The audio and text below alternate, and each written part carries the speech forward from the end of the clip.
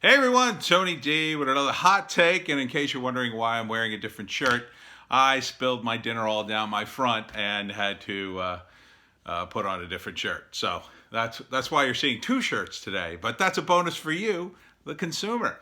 My hot take today, and I've done like three takes of this, is I guess it's about how just horrible Twitter and social media are, particularly regarding the protest coming out. Now, I don't know how you feel one way or another about the lockdown. I think you pretty much know my feelings about it. I was wearing a mask back in January. I was very pro taking precautions, but I'm not very pro lockdown, although I understand it up to a point. I understand it's temporary, but as the evidence is rolling out, it's becoming more and more of an overreaction. And there are people using this as a stepping stone to power, I guess you could say, or just an opportunity to exploit it, as politicians, especially local politicians, are wont to do. So I talked to you in the previous video about Dalton Farms. They have a tulip tour at their tulip farm, and like some assistant prosecutor decided to shut it down because who knows? I assume it's career profile related, if you know what I mean. He's looking to make his mark, and look how high and mighty I am. I can shut down this farm, and I saved everybody. That's why I've made fun of Donald Trump for saying that I've saved millions of people. You'd all be dead. Like, that's an exaggeration, but still, the president seems to be doing okay in that department. It's sensible to shut down airports during a pandemic. I mean, regardless of the final death count, we didn't know about this disease. It is very contagious, and people have died. So I'll tell you a quick story, horrible story. A friend of mine whose friend's mother had and recovered from the beer virus, a little younger than me, came home and had an embolism, and that's in the lungs, and she died. And it was terrible. And the poor kid tried to give his mom CPR, rushed her to the hospital. I don't have all the details, but it's tragic. Tragic that she recovered, came home, and then died. I mean, maybe if that had happened in a hospital, something could have been done, but you don't know. And for her to go like that right in front of her own son, I mean, that's just horrible. That's just, you wouldn't wish that on anybody.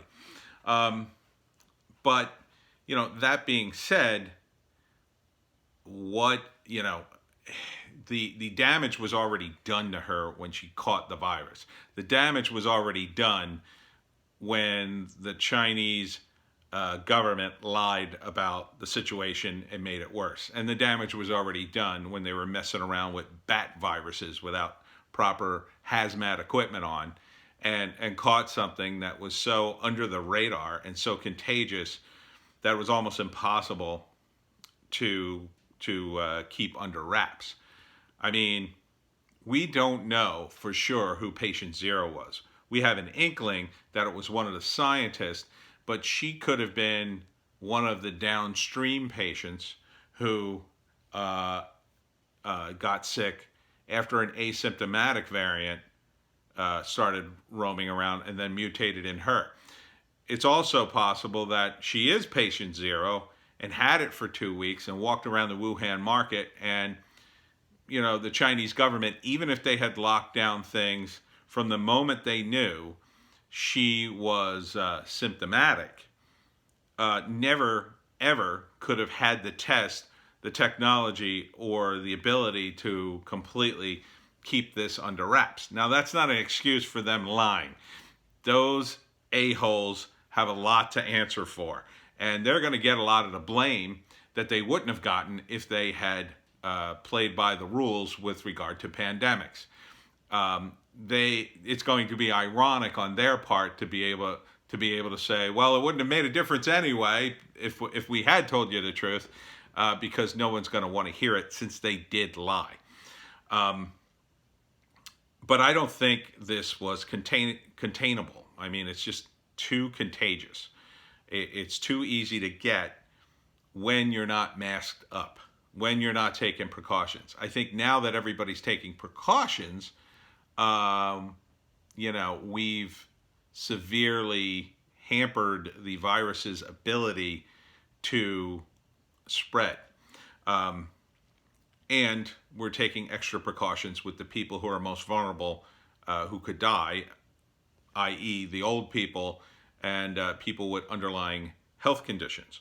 So with all that in place, it behooves us to start opening things up as soon as possible.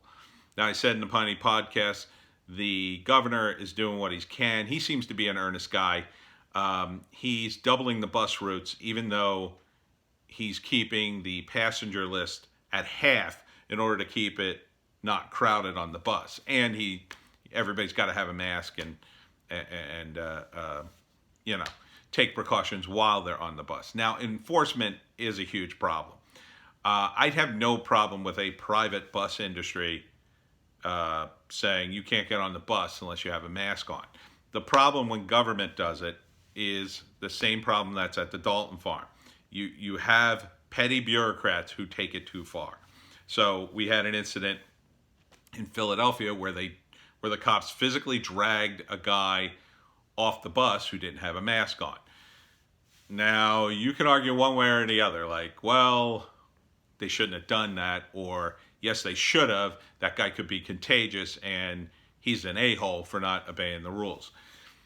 The problem is we live in a free society, and free society means you have to obey the Constitution of the United States. The Constitution doesn't really say you can't go about your business.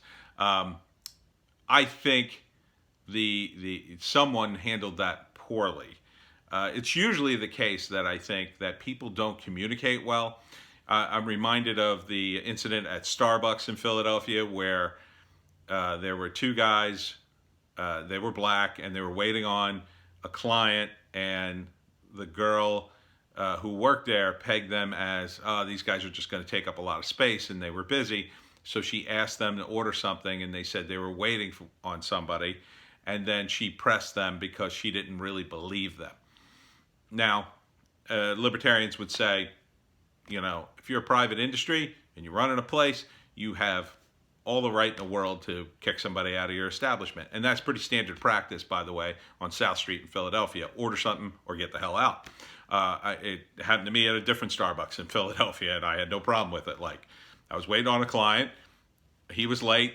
They said, order something. It's too crowded. I said, okay, I'll wait outside. You kind of can't have it both ways. You either have to have freedom, and there's risk in that, or you might as well do what China does, and you can see that in the end of the day, it doesn't matter. So you might as well have freedom and risk. I think we need to open things up.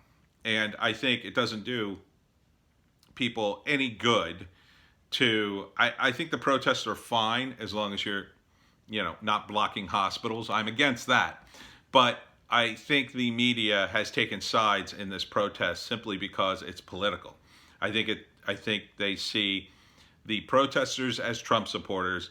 Therefore, let's make them look as stupid as possible. So they've cherry-picked the dumbest supporters of Trump. And the Daily Show did this. And look, at first when the Daily Show did interviews and they picked some guy who was a little stupid or too haughty or whatever, it was great because they were usually picking on someone who they were punching up. They were picking on someone in power, a politician who was tone deaf. And I have no problem with that in any party. But the later episodes of The Daily Show with like Samantha Bee and some of these other people, they would not only go in and find people who were find the quote unquote stupidest people. They would try to find the least articulate people, in my opinion.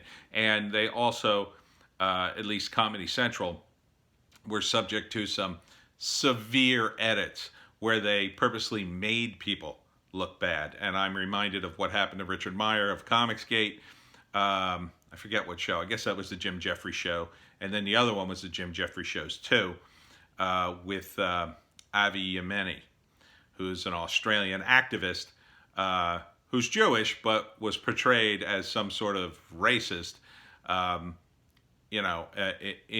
the clip.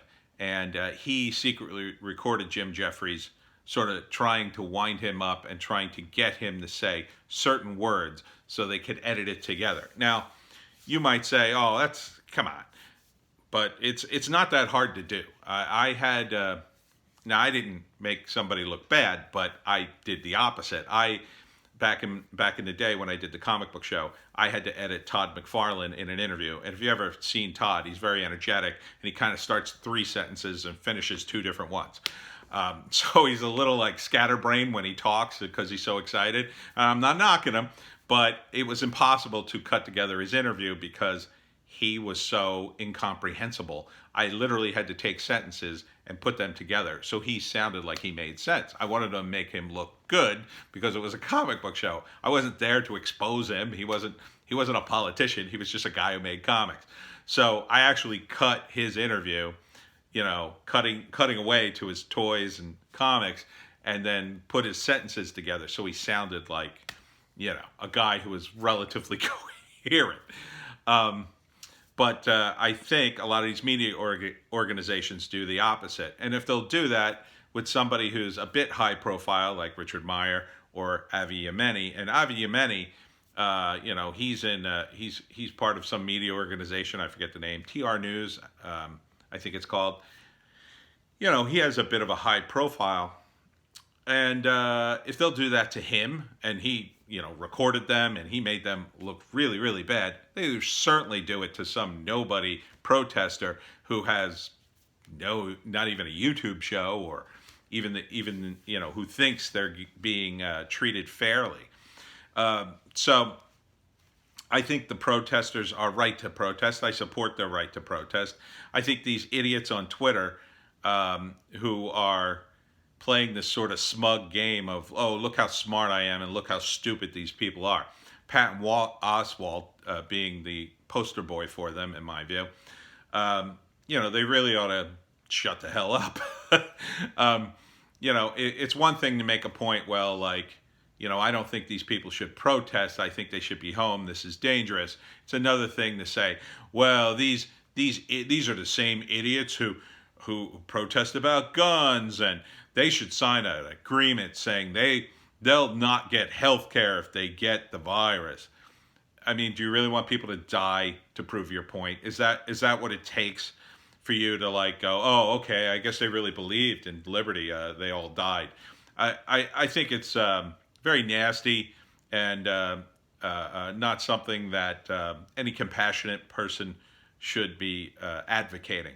I certainly have plenty of detractors and people who disagree with me politically. I wouldn't wish death upon them. I wouldn't, and look, I've said plenty of snarky comments on the internet too, although I'm usually trying to be funny. But it's gotten to the point where it's just such hostility, and these people, and again, it usually comes back to TDS, Trump derangement syndrome. For those of you who don't know. They're so blindly partisan. They get on this train and man, they're just on it, and they know they're so right and everybody else is wrong. Today, and again, I was reminded of it today when I got on Tinder, and I usually go on Tinder when I'm taking a dog out back, just swiping through, looking at girls, and you just still to this day see women who are like, if you're a Trump supporter, swipe left. Now, I didn't vote for Trump. I don't consider myself necessarily a supporter or a detractor. I want to see him do good. I mean, I guess, in a narrow sense you can, but, I think we know what she means by a Trump supporter. And it's just, it's so basic, I guess you could say. It's a very basic thing to do today. Oh, I hate Trump. If you're a Trump supporter, swipe left. It's like, look, you don't get any brownie points just because you picked a side in the Trump not Trump debate. Um, and I'm really sick of seeing people on social media, wear that like a badge of honor, like it's some brave and stunning thing to do, like not liking Trump. In fact, I think most people who are like that are the sheep. They're the mob mentality. Hating Trump is the mob mentality. You have no further to look than Antifa. These idiots who dress up and play LARP, they're so anti-state that they smash the state, everyone. Oh, Trump is saying to the governors, liberate Virginia, liberate this, liberate that. What do you say to that, Antifa? Not much, not much. They're in their little cells, all confused, going, "Oh my God, how do we respond to this?" um, but yeah, I'm just so sick of this smugness from mostly the left right now. We got it from the right back in the 80s, and we hated it then, and we made fun of it. And now the same people, like Patton Oswalt, who you'd think would be on the side of let's make fun of the stuffed shirts, he's now one of them, in my view. A lot of these celebrities who, back in the day, especially the comedians, some of the comedians have come over, and it's great.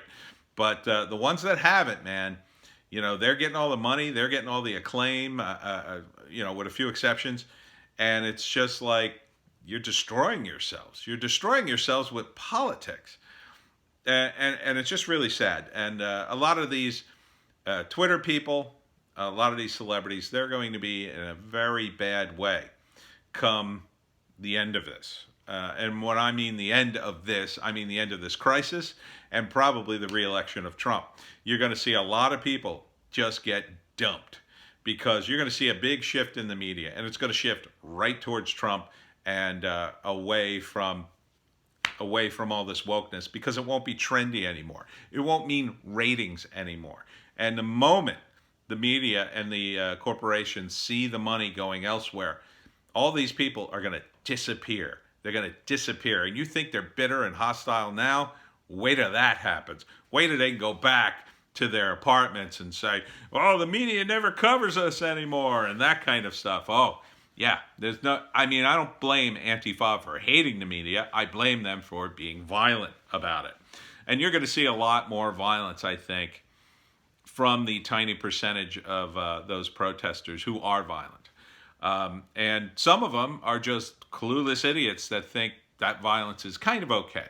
It's kind of okay. Most people agree with me, so it's okay if I, push someone or shove someone or hit them, because most people agree with me, and the cop will probably let me go. That's kind of the attitude in some of the more woke parts of the country. And it really has to stop, because you see it on Twitter. You see it as a reaction to these protesters. You would think, oh, here are some people protesting the lockdown, essentially protesting in its own way the president.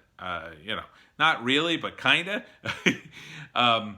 And you would think they would foster that protest and say, yeah, we agree with you, because they're, a lot of people on the left claim to be for the people. And here are the people who actually work and do jobs, protesting their governors. And where are they? Where are they? Don't see them.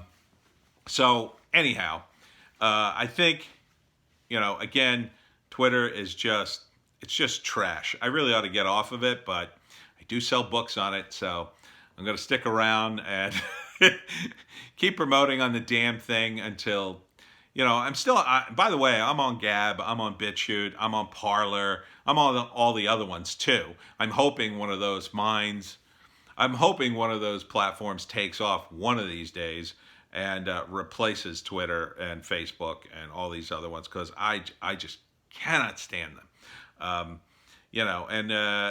once I start selling like 1 million books a day, I certainly would drop most of my social media, except for those very non-woke outlets that I just mentioned. You should check them out. I mean, you really should, because the vibe on them is so different. And yeah, there are crazies there. Don't get me wrong. But, it's the way Facebook, YouTube, and Twitter were when it started. It's just a handful of people, and they are at least attempting to be nice. Don't get me wrong, when the masses get on it, it'll probably ruin it. But for now, it's a nice atmosphere. You can post whatever you want, and you don't feel like you're censored for anything. It's not the same amount of views, but it's excuse me, it's got the old platform vibe, if you will. But anyhow, that's my umpteenth video trashing Twitter. I hope you're happy, Jack Dorsey. I think you've created something that has turned into a monster, and really, you should have not censored it. I think that would have been 90% of the problem rectified right there. If you had stuck to the Constitution of the United States, if you had said, I'm an American, this is an American company, we believe in freedom of speech, today you would be lauded as a great hero instead of, I think, as a villain. Anyhow, that's it.